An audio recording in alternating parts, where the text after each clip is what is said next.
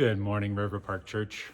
I'm coming to you from the fellowship hall here at the church, in part because I'm getting ready for our sessions after church this Sunday and next Sunday. The purpose of those will be to talk about where we are as a church and where we sense God leading us. So I hope you'll join me for those after church again this Sunday and next Sunday. Go for about an hour and a half each. That'll be down here in the fellowship hall. So I'm testing out the equipment and making sure that it works for our meetings and also that it works for those who want to watch the recording after our meetings.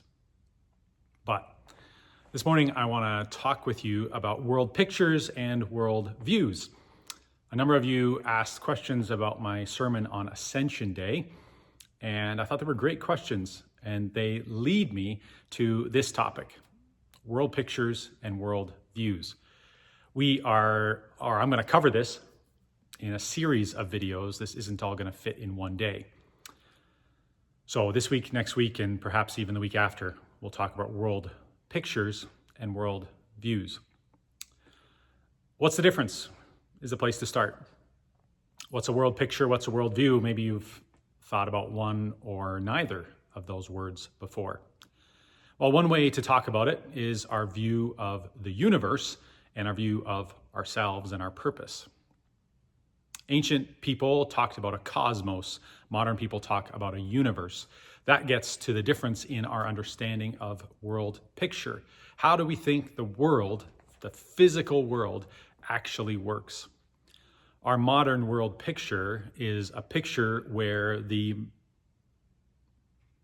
me get this right, I'm not a scientist. It's a picture where the earth revolves around the sun. And we don't actually just have a world picture, we have a universe. We have a picture of the cosmos, of everything, as one, right? That's that uni prefix, is the verse, the whole thing, but it's all one. And so earth has its place, and earth revolves around the sun and all the other planets, et cetera, et cetera. So we have this massive world picture, and we see our tiny little place in it. Ancient people had a very different picture of the world. They thought of the earth as the center of the world, and the sun and the moon and the planets were all either revolving or sticking up in the sky around the earth. Today, there are different pictures of the world, just as there were in ancient times. So today we have people known as flat earthers. And every time I drive down the number 2 highway in Alberta, I see that there's at least a few of them advertising on the QE2. So there's a few in Alberta. Now, they might be a very small group in our world today. They might be ridiculed a little bit because it seems to us that the science proves that there is a universe, the earth is round, we've been to space, we've been to the moon, we've seen it with our own eyes, or at least some of us have. But still, there are people who hold on to a different world picture. Now, notice that while we all just about share the same world picture, many people have different worldviews. Christianity encompasses a worldview.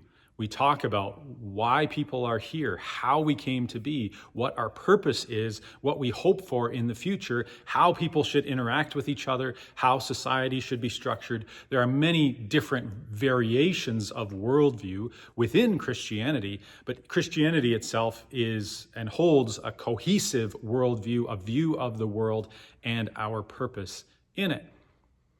And notice also that while Christians and Muslims and Jews and atheists and agnostics and secular people, while we all might hold the same world picture, we actually have very different world views. We think very differently about our purpose, our place in the world. So, why is this all relevant?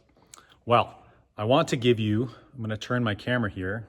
I want to give you a picture of the ancient Near East concept of the world. This is the ancient Near East world picture. And what I'm going to do, actually, that's not going to work. So what I'm going to do is I'm going to just superimpose that photo on the screen while I keep talking. What you can see from this world picture is that ancient Hebrew people, and this is true this is true of everybody in the ancient Near East. So that would be Hebrews, Assyrians, Babylonians. It would include early Greeks. The Romans did a little more. Not so much the Egyptians, they were doing their own thing. And not Asians either. The Chinese, for thousands of years before this world picture, had a different picture of the cosmos and the world.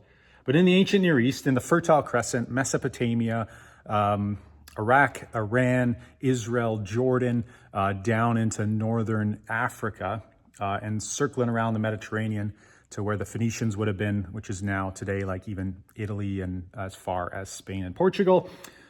These people had this picture of the world. So, and they called it different names because of their different religions, but they all shared the same picture. And here it is. So we have the earth. That's easy. People, you'll notice in the Bible, when you read the Bible, that people thought of the mountains as high places that were closer to the gods. And so even when people built altars, and even when the altars were in a valley, they called them high places because they had a picture of the world that meant that the higher you went, the closer you were to the gods. And so all the way up in here is heaven, the dwelling place of God for Hebrews, or of the gods for the other peoples who had many gods or who believed in many gods. Now, how do you get from earth to heaven? You go up. Or rather, because you can't go up, you can't get from earth to heaven, but the gods certainly can come down. And so ziggurats, or not pyramids, pyramids were burial places, but ziggurats in the ancient world were man-made hills that had a temple or an altar on top. This is what the Tower of Babel almost certainly was, a ziggurat. And these altars were places for the gods to come down, right? We'll build an altar high enough so that they can see an obvious landing place, come down, and walk among us as people. So you have the earth below, you have the heavens above, but ancient people were not stupid. They were not foolish. They knew very well that they had their scientific method, and they made deductions based on what they could observe. And what they could observe is that if I have this marker pen or highlighter, if I drop it, it falls. So how are all those things staying up in the sky? How are the sun, the moon, the stars, how are they staying up in the sky?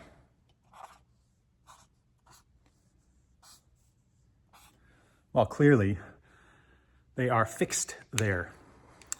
Otherwise, they'd fall down. And so ancient people believed that there were these mountains and pillars, the mountains going up and the pillars going down. The mountains going up led to the firmament, which was, it's got that word firm in it. It was a firm line in the sky, way up there. You're not going to throw a rock and hit it. Way up there, where if you go far enough, the sun and the moon and the stars were all stuck up in the sky. And they had meteors. They had shooting stars like we do, and people found them, and they said, well, here's our proof. This thing came unstuck and fell to the earth. This is the ancient people's world picture. Now, there's a whole lot more to say. They believe that when it rained, because there's that solid firmament, that solid sky that everything was anchored into and holding on to, when it rained, that water came down through the windows in the firmament. Don't tell me that water's somehow getting up from down below the earth up into the sky. That's crazy. If that happened, we would see it go. Nobody's ever seen water go up. So they deduced there must be windows in the sky that let the water down. And actually, isn't that what Genesis tells us? That when God created the world, that he separated the waters above from the waters below. You can see that this is an ancient people's picture of how the world worked. Now, we haven't even gotten to worldview. There were many worldviews in the ancient world as well. But we're already at 10 minutes, and so I want to stop here for today. Let me just conclude by saying this is why Jesus talked about going up to heaven, and why the gospel writers talk about Jesus going up to heaven. It's not because Jesus wasn't going up. It wasn't that he was tricking them. It was that, at very least, he was going where they believed heaven to be. We might have our own theories about where heaven is, what heaven looks like, and how we might get there. But for the ancient people, it was clear. It's up. And so Jesus went up to go to heaven, which fit with their expectations and their understanding of the world. That's where we're going to pause for today. There's so much more to say, and I love this kind of stuff.